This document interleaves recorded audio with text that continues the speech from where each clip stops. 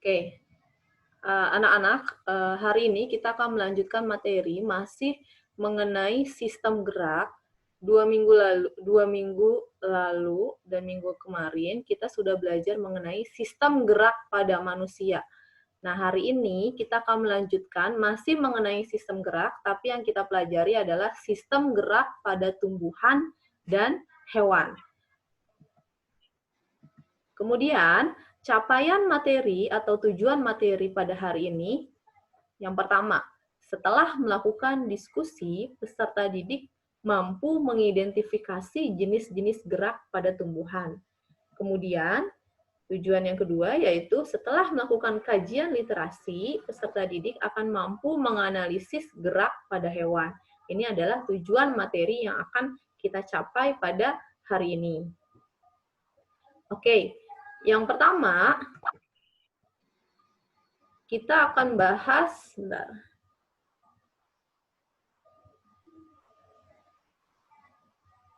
mengenai gerak pada tumbuhan terlebih dahulu.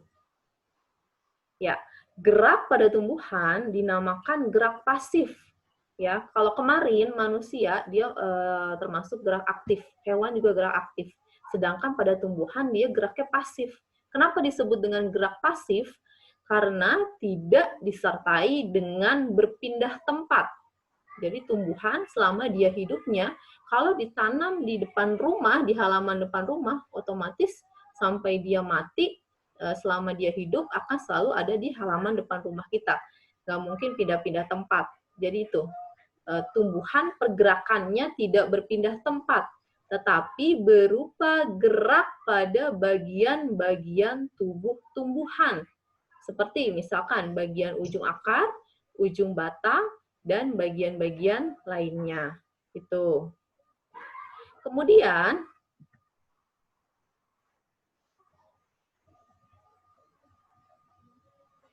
berdasarkan asal penyebab rangsangan, gerak tumbuhan dibedakan menjadi dua jenis. Sebenarnya ini ditambah menjadi tiga. Yang pertama, gerak endonom atau gerak spontan, atau istilah lainnya adalah otonom, yaitu gerak tumbuhan yang diakibatkan oleh rangsangan dari dalam tumbuhan itu sendiri. Itu yang disebut dengan gerak endonom. Sedangkan gerak higroskopis yaitu gerak tumbuhan yang disebabkan oleh perubahan kadar air. Lalu yang ketiga, gerak etionom atau nama lainnya gerak paratonis, yaitu gerak tumbuhan yang diakibatkan oleh rangsangan dari lingkungan. Jadi di sini Ibu ulangi, sebenarnya ada dua jenis ditambah satu, yaitu gerak higroskopis. Yang dua jenisnya itu apa? Endonom sama etionom. Bedanya apa antara endonom sama etionom? Kalau endonom itu gerakan dari dalam atau rangsangannya dari dalam tumbuhan itu sendiri. Sedangkan untuk etionom itu dari luar, rangsangannya yang akan menyebabkan bagian dari tumbuhan akan bergerak.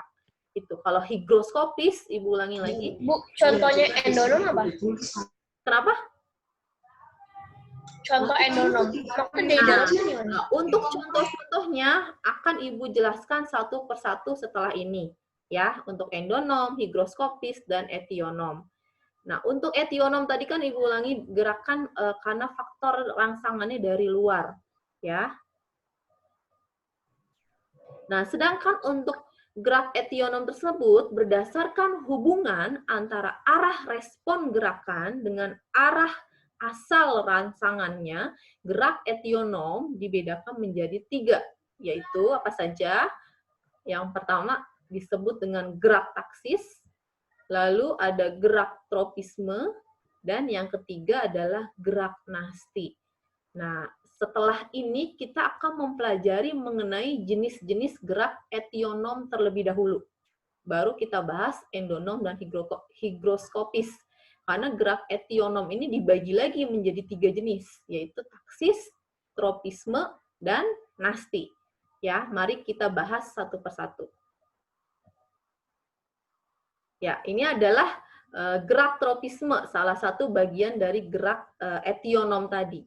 Apa itu gerak tropisme? Gerak tropisme adalah gerakan bagian tumbuhan yang arah geraknya dipengaruhi oleh arah datangnya rangsangan. Ibu ulangi supaya kalian jelas.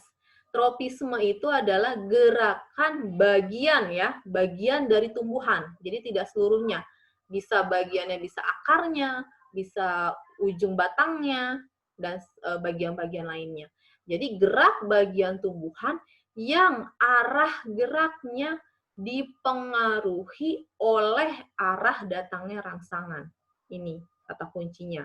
Nah, untuk lebih jelasnya, ya ternyata karena rangsangannya itu beda-beda, maka dia dibedakan lagi gerakan dari tropisme ini. Ada 5 jenis gerak tropisme.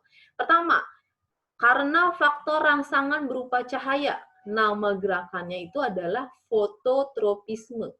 Contohnya apa? Nah, contoh fototropisme ini adalah ujung batang kecambah yang akan tumbuh ke arah cahaya matahari. Jadi kalau cahayanya ada di sebelah kanan, maka dia tumbuhnya tidak lurus ke atas, tapi ujung batangnya berbelok ke arah cahaya tadi yang ke arah kanan. Sedangkan untuk gravitasi, rangsangan berupa gravitasi dari pusat bumi atau gaya tarik bumi, disebut nama gerakannya itu adalah geotropisme. Contohnya gimana? Nah, geotropisme itu adalah akar tumbuh ke dalam tanah dan batang tumbuh ke atas. Ini geotropisme dibagi menjadi 2 jenis. Ada geotropisme positif dan ada geotropisme negatif. Berarti kalau yang geotropisme positif, dia tumbuhnya, gerakannya itu akan mendekati pusat bumi. Sedangkan kalau yang negatif, lawannya, dia tumbuh atau geraknya akan menjauhi pusat bumi. Berarti kalau akar tumbuh ke dalam tanah, itu geotropisme positif atau negatif? Positif. Positif. Sedangkan batang tumbuh ke atas, dia geotropisme negatif ya anak-anak lawannya. Lalu rangsangan yang ketiga, yaitu karena adanya rangsangan air. Nama geraknya adalah gerakan hidrotropisme. Ya. Contohnya seperti apa? Akar akan bergerak dan tumbuh menuju daerah tanah yang banyak mengandung air. Tuh. Lalu untuk rangsangan berupa sentuhan, nama gerakannya adalah tigmotropisme. Contohnya apa? Sulur. Sulur yang tumbuh, dia kalau menyentuh suatu benda, misalkan menyentuh kayu atau menyentuh batang atau menyentuh benda apapun, si sulur ini dia akan membelit ke benda-benda tersebut, bisa ke batang pohon lain atau ke benda-benda lain. Itu untuk tigmotropisme. Sedangkan rangsangannya ada lagi yang berupa zat kimia. Nama gerakannya adalah kemotropisme. Contohnya apa? Akar selain tumbuh menuju pusat bumi, dia juga akan tumbuh menuju zat makanan yang terdapat di dalam tanah. Ya, itu contohnya misalkan nitrogen atau unsur-unsur lainnya. Untuk lebih jelasnya di sini, ya kalian perhatikan baik-baik. Ini adalah gambar contoh gerakan fototropisme. Tadi kan tropisme itu kata kuncinya gerakan bagian tumbuhan yang dipengaruhi oleh arah datangnya rangsang. Jadi kalau fototropisme itu karena rangsangan cahaya. Karena kalau cahayanya dari arah sebelah sini, nih dari jendela ini, maka otomatis si tumbuhan bunga ini akan menuju ke arah cahaya tersebut datang. Itu maka disebut dengan fototropisme. Lihat, dia nggak tumbuh lurus, tapi akan membelok menuju arah cahaya tersebut. Seperti itu. Sedangkan geotropisme, tadi juga sudah Ibu jelaskan, ada yang geotropisme positif, ada yang geotropisme negatif. Jadi gambar lebih jelasnya seperti ini. Kalau ujung batang, dia akan selalu tumbuh ke atas, menjauhi pusat bumi. Maka disebut geotropisme negatif. Kalau positif, contohnya yaitu akar. Dia akar selalu tumbuh memanjang menuju pusat bumi. Maka disebut geotropisme positif. Lalu contoh lainnya apa? Selain fototropisme dan geotropisme, nah ini tadi hidrotropisme. Lebih jelasnya gambarnya seperti ini. Jadi ini kita nanam tumbuhan, terus tiap hari kita nyiram airnya itu bukan tepat di tumbuhan ini, tapi misalkan kita mau melakukan uji coba, kita nyiramnya selalu di sebelah kiri, ya agak jauh jaraknya dari tumbuhan ini. Maka otomatis si tumbuhan ini kan untuk hidupnya dia membutuhkan nutrisi berupa air, ya. Karena airnya selalu ada di bagian kiri ini, maka otomatis akarnya selain tumbuh memanjang terus ke bawah, dia juga akan bergerak ke arah datangnya si rangsangan berupa air ini. Jadi dia ke kiri juga memanjang akarnya seperti itu. Lalu untuk contoh tigmotropisme, tadi yang masih belum paham sulur itu apa sih? Nah, ini adalah gambar dari sulur. Jadi ada beberapa jenis tumbuhan yang punya bagian namanya sulur. Contohnya adalah tanaman atau pohon anggur. Dia akan membelit ke batang-batang pohon yang lain jika sulur ini menyentuh batang atau benda-benda tersebut.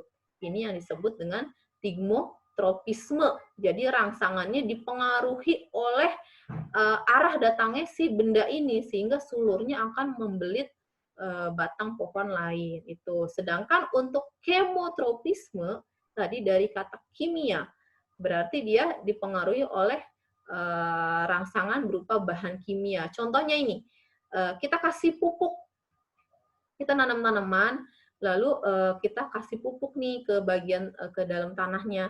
Setelah beberapa hari, yang awalnya akarnya itu lebih lebat di sebelah kiri, ternyata kalau kita kasih pupuknya di sebelah kanan, maka akarnya juga akan tumbuh menuju pupuk tersebut. Itu yang disebut dengan kemotropisme, karena di dalam pupuk ini banyak terdapat zat-zat kimia yang dibutuhkan untuk proses pertumbuhan dari tanaman tersebut.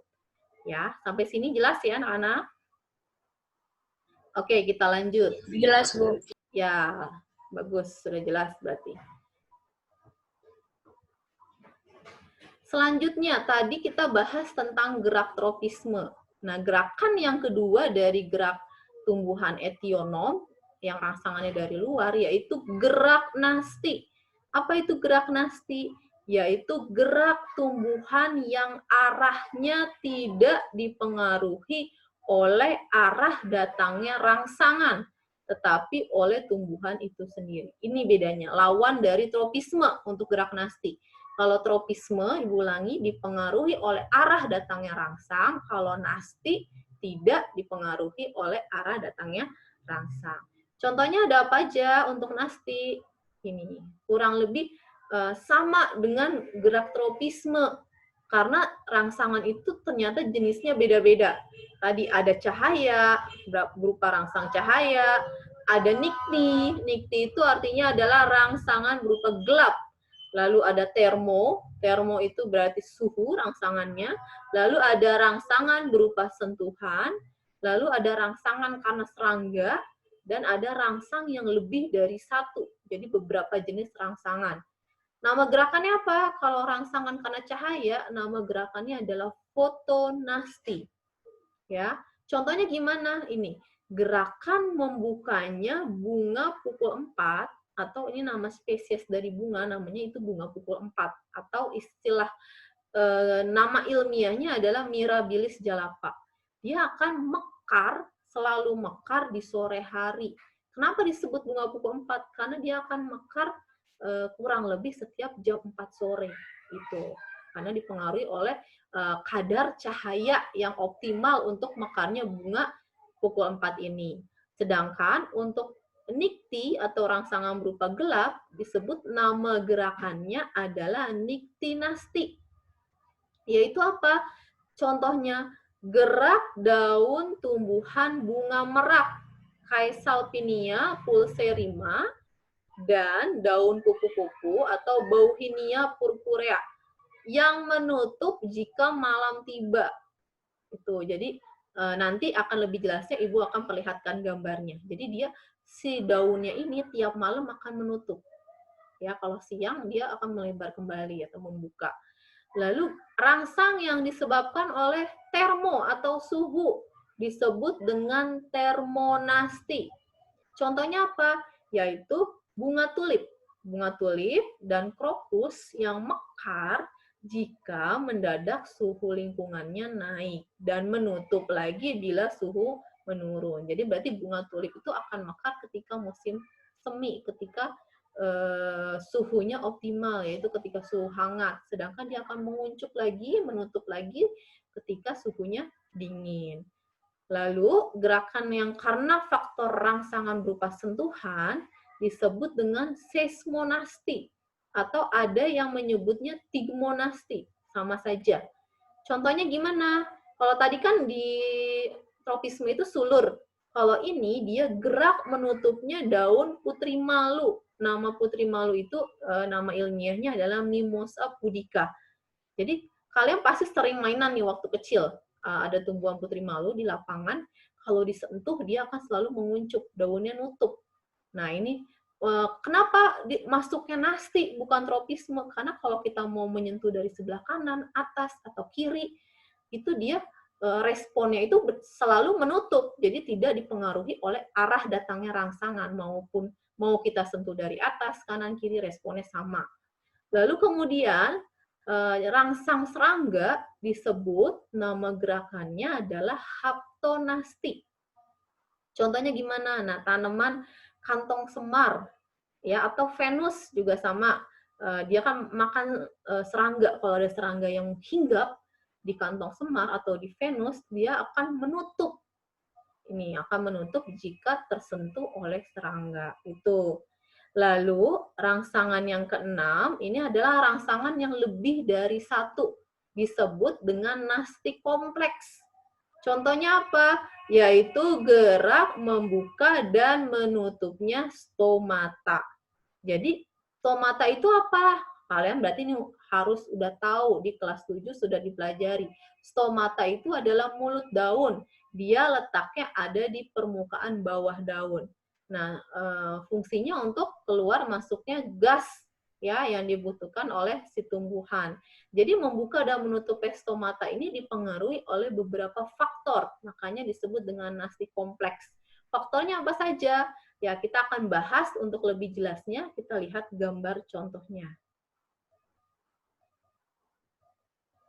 Ya, foto nasti terlebih dahulu. Ini, kalau masih belum jelas bunga pukul 4 itu yang bentuknya kayak gimana sih? Nah, ini dia ketika menguncup pagi hari, nah dia seperti ini bentuknya. Tapi kalau udah sore, dia akan mekar. Mekarnya itu sekitar jam 4 sore. Makanya disebut dengan bunga pukul 4.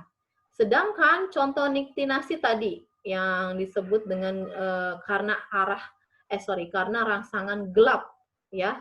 Ketika malam, dia nih daunnya, ini si petai Cina atau tadi Mimosa pudica, ya, bauhinia, bukan Mimosa pudica, bauhinia dan petai Cina.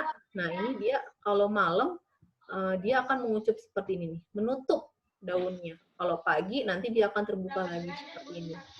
Nah, daunnya itu hampir mirip kayak putri malu, tapi ini dia beda spesies. Kalau ini dia dipengaruhinya karena faktor gelap. Jadi kalau malam menutup, kalau pagi atau siang dia akan kebuka daunnya. Lalu untuk termonasti tadi contohnya bunga tulip.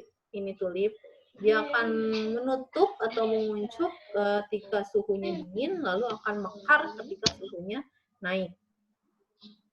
Kemudian seismonasti. Seismonasti itu tadi contohnya Mimosa pudica atau bunga apa? Bunga. Tanaman apa ini?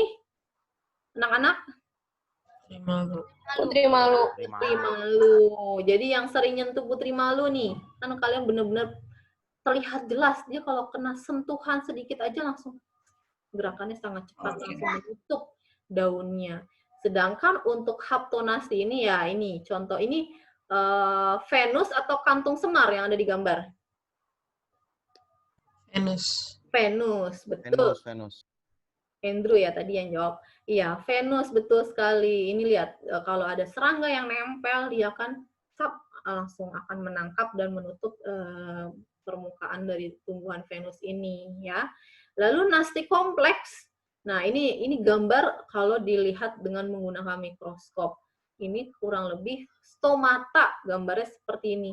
Dipengaruhi apa saja sih faktor menutup dan membukanya stomata ini? Nih lubang yang ini ya, yang tengah ini. Yang pertama, kadar CO2 ya atau karbon dioksida.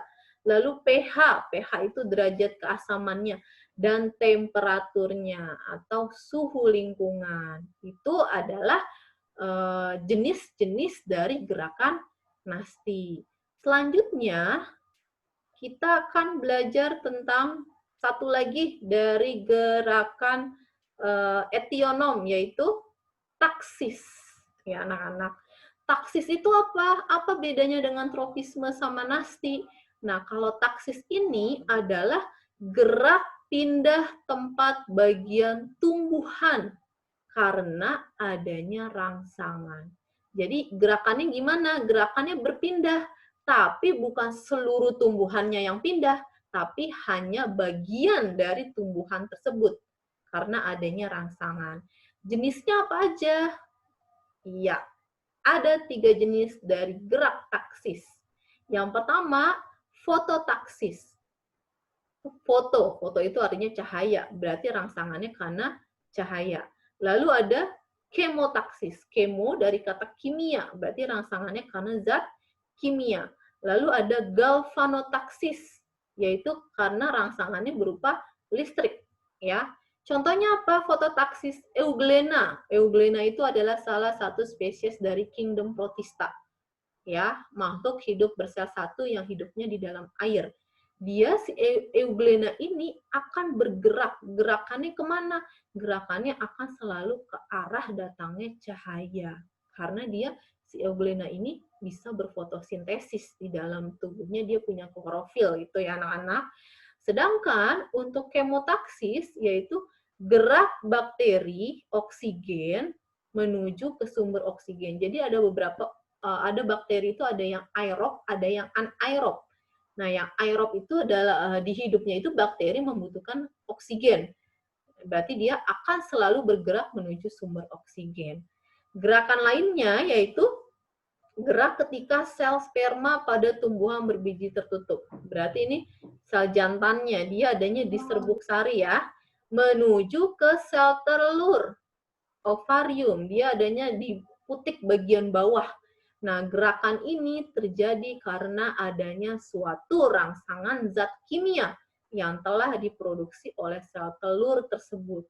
Jadi sel telurnya ini akan yang mengeluarkan zat kimia sehingga akan mengarahkan bergeraknya sel sperma tersebut menuju sel telur untuk dibuahi. Lalu kalau galvanotaksis, medan listrik, contohnya apa? Ada gerakan bakteri yang akan mengarah dari arah kutub positif menuju negatif ataupun gerakan sebaliknya. Biar lebih jelasnya, kita perhatikan gambar-gambarnya. Ya, ini adalah gambar dari euglena yang tadi sudah Ibu jelaskan. Si euglena ini ada 1, 2, 3, 4, 5, 6. Di gambar ada 6 euglena. Dia akan bergerak. Ini dia hidupnya di dalam air ya anak-anak. Dia akan bergerak menuju cahaya matahari. Sedangkan contoh kemotaksis itu gimana? Ini gambarnya. Ini putik ya. Ini putik, lalu di bagian bawahnya adalah ovarium. Nah, ini serbuk sari yang kandungannya adalah sel sperma, dia akan nempel kan peristiwa penyerbukan nih. Menempelnya serbuk sari pada kepala putik. Kalau udah nempel, dia akan masuk terus bergerak menuju ovarium, yaitu adanya sel telur. Sedangkan contoh galvanotaksis seperti apa? Ini, jadi ini suatu percobaan sederhana, kita kasih aliran arus listrik, yang satu kutubnya positif, yang satu negatif. Ternyata di dalam ini kita menggunakan bakterinya, yaitu bakteri yang punya kutub positif, ya. Maka dia awalnya dia ngacak nih hadapan. Ternyata setelah dikasih aliran listrik, nah si bakteri ini karena dia semuanya punya kutub positif, dia akan menuju ke kutub yang berlawanan, yaitu kutub negatif. Itu untuk jenis-jenis gerak taksis. Sampai sini jelas anak-anak? Jelas, Bu. Jelas ya? Alhamdulillah kalau jelas. Kalau jelas dan tidak ada pertanyaan, Ibu lanjut ke gerakan berikutnya. Ini kita udah selesai mengenai gerak etionom. Lalu kita akan bahas, sebentar. Ya. Ya, kenapa? Jadi tadi gerak taksis karena ada rangsangan, dia kayak ngikut gitu badannya ke rangsangannya gitu. Betul. Jadi bagian dari tumbuhannya akan berpindah menuju rangsangan tersebut. Ya, pelangi. Contohnya tadi sperma, sel sperma, dia akan bergerak kan? Bergerak, berpindah menuju si sel telur tersebut yang ada di ovarium pada bunga dari tumbuhan. Jelas ya pelangi? Ada yang ditanyakan lagi? Bu. Sudah ya. Lanjut ya. Selanjutnya, sebentar. Kita akan bahas dua gerakan lagi, yaitu gerak endonom dan gerak higroskopis. Endonom dulu yang akan kita bahas.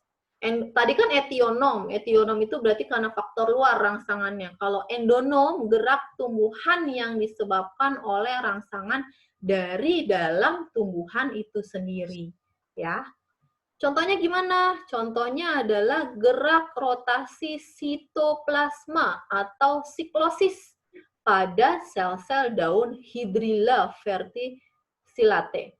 Contohnya, kalau masih bingung kayak gimana sih itu gerak rotasi? Ya, ini gambar lebih jelasnya. Ini adalah tumbuhan Hydrilla. Hydrilla ini biasanya sering digunakan untuk tanaman hias di akuarium. Ya, karena dia hidupnya di dalam air. Lihat. Kalau kita perjelas di bagian daunnya menggunakan mikroskop nih, penampakannya seperti ini. Ada di sini klorofil ya yang akan bergerak secara siklosis. Siklosis itu artinya mengelilingi, lihat, muter dia, berotasi. Nah, ini pada sitoplasma. Sitoplasma ini adalah cairan sel di dalam jaringan pada daun dari Hydrilla ini. Jadi dia aktif bergerak nih si ini yang bulat-bulat hijau ini apa? Tadi Ibu bilang bulat-bulat hijau. Klorofil. Klorofil. Kenapa dia bergerak? Karena klorofil juga akan banyak pada daun yang terkena cahaya matahari itu. Selanjutnya, gerakan berikutnya adalah gerak higroskopis. Apa itu gerak higroskopis? Gerak tumbuhan yang disebabkan oleh perubahan kadar air. Ini. Contohnya apa sih? Ya, contohnya yaitu pecahnya kulit buah polong-polongan. Misalnya dari tumbuhan flamboyan, lamtoro, atau turi. Atau pecahnya kulit buah tumbuhan pacar air, serta membukanya kotak spora, tumbuhan lumut, dan paku. Untuk lebih jelasnya, gambarnya kurang lebih seperti ini. Ya, ada yang pernah lihat nggak pohon yang punya biji seperti ini polong-polongan, dia akan pecah. Karena kering, saking keringnya, karena kadar airnya sedikit, maka dia akan pecah. Jadi pecah, lalu jatuh ke tanah. Nah, ini dia sifatnya si bijinya ini dorman, karena sangat kering. Kalau udah kena air, maka dia baru akan tumbuh lagi menjadi individu baru atau tumbuhan baru. Itu, jadi tergantung kadar air, kunci dari gerak higroskopis. Oke, kita sudah selesai membahas mengenai jenis-jenis gerak pada tumbuhan. Sebelum masuk ke gerakan pada hewan, ada yang mau ditanyakan tidak? Sudah jelas Bu, ya? jadi yang tadi yang tanaman yang positif negatif itu, jadi kalau yang positif itu yang ke bawah, kalau yang negatif itu yang ke atas ya? Kata kunci itu kalau geotropisme, ini algani ya? Iya, Bu. Ya, kalau geotropisme, jadi kalau kata kuncinya bukan ke atas ke bawah. Kalau yang positif dia akan mendekati sumber rangsangannya. Kalau negatif dia akan berlawanan atau menjauhi sumber rangsangannya. Seperti itu ya, Al? Oh, oke. Makasih, Bu. Ada lagi yang mau bertanya, anak-anak? Sudah jelas ya? Oke, kita lanjut kalau gitu. Kita lanjut tentang gerak pada hewan. Coba perhatikan gerak hewan darat dan gerak pada hewan darat, hewan yang terbang di udara, dan hewan yang hidup di air. Berbeda bukan? Nah, ini adalah gambarnya. Ikan berenang di air, ini contohnya. Lalu burung yang terbang di udara, lalu kuda berlari di darat. Ya. Hewan darat, dia bergerak menggunakan otot dan rangkanya, terutama kaki. Contohnya ini ya, kuda. Dia akan bergerak menggunakan 4 kakinya. Sedangkan ikan akan bergerak menggunakan siripnya, karena dia hidupnya di dalam air. Jadi untuk proses pergerakan pindah tempatnya, dia pakai bantuan sirip. Ya.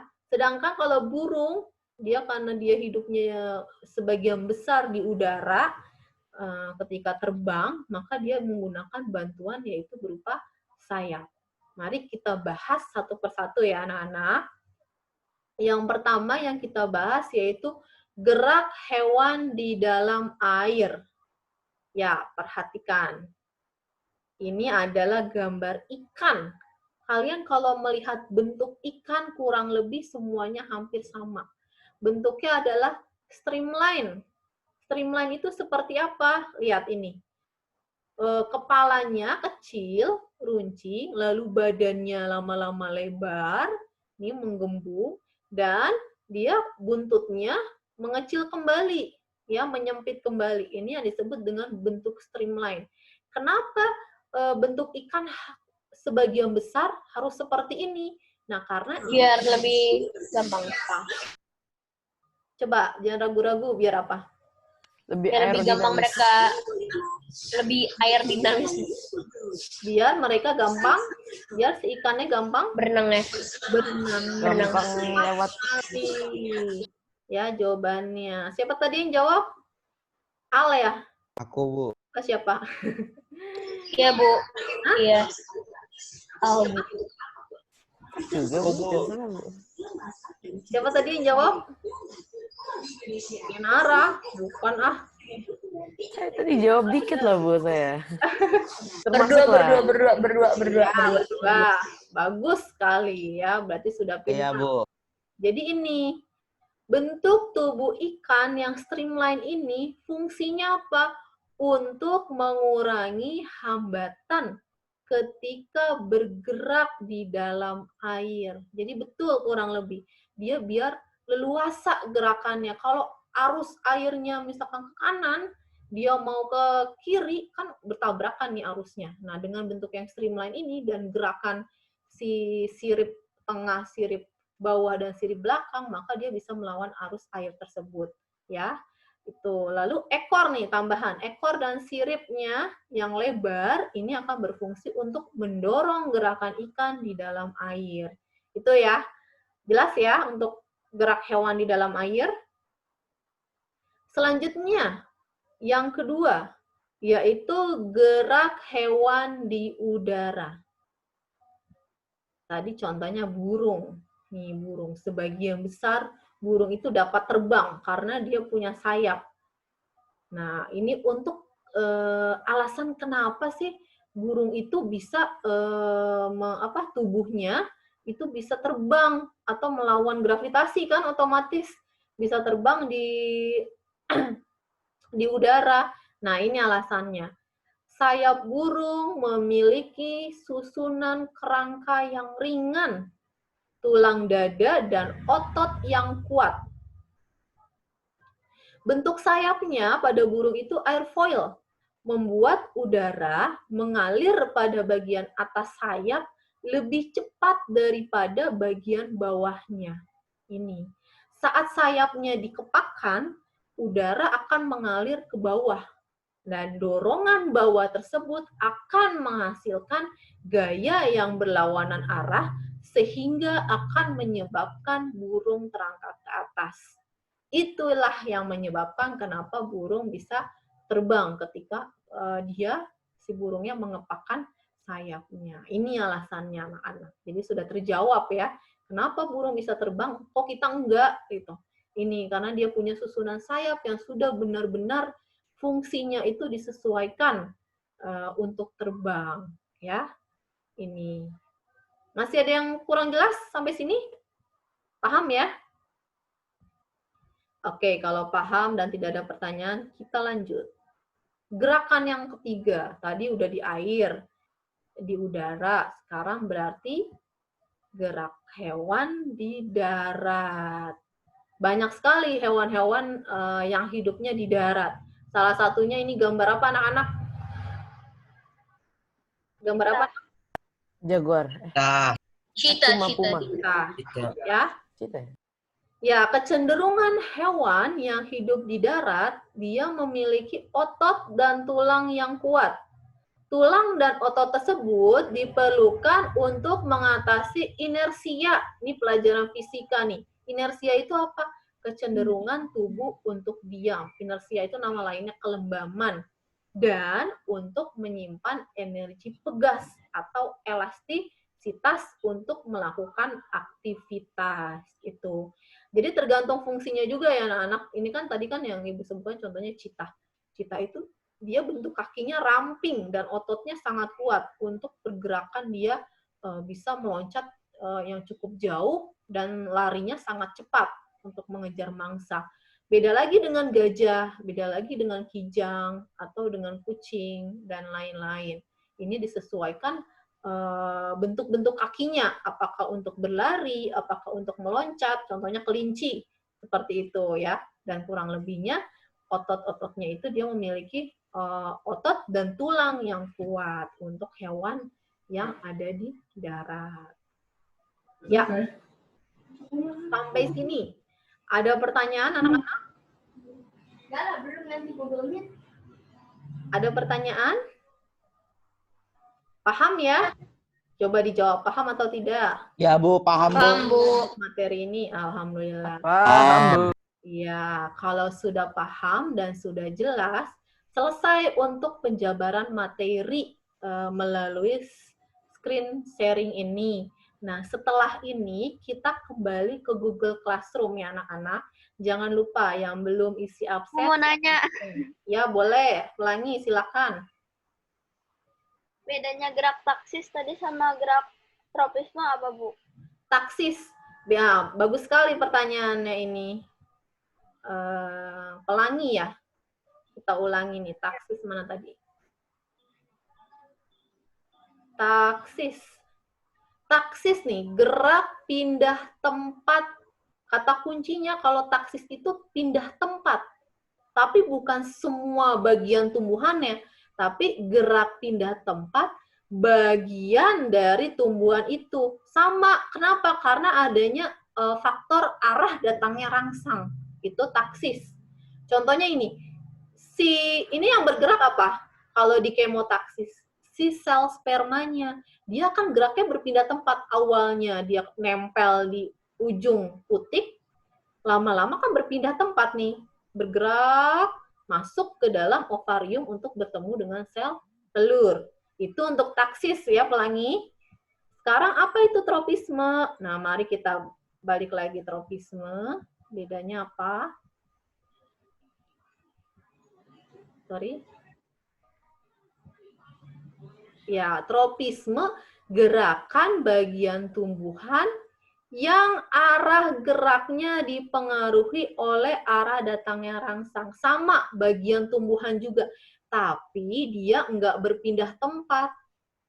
Si tumbuhannya, si bagian tumbuhannya itu. Tapi hanya menuju, misalkan berbelok ke kanan, berbelok ke kiri, seperti itu pelangi.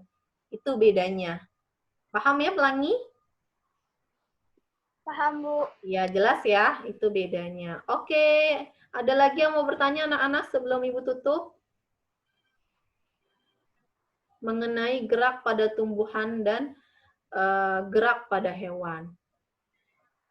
Kalau tidak ada yang bertanya,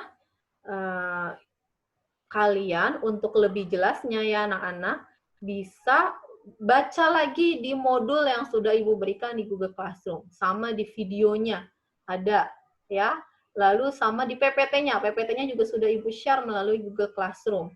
Kalau sudah paham semua, kita balik lagi ke Google Class dan akan ada 3 soal yang harus kalian jawab mengenai gerak pada tumbuhan dan hewan. Ini terakhir Ibu tunggu batas waktu pengumpulannya sampai pukul 20.00 WIB. Ya, paham ya? Hari ini jam 8 malam, paling telat pengumpulan tugasnya. Ya. Oke, kalau tidak ada pertanyaan, silakan boleh silakan boleh kembali ke kelas dan boleh live dari Zoom. Assalamualaikum warahmatullahi wabarakatuh.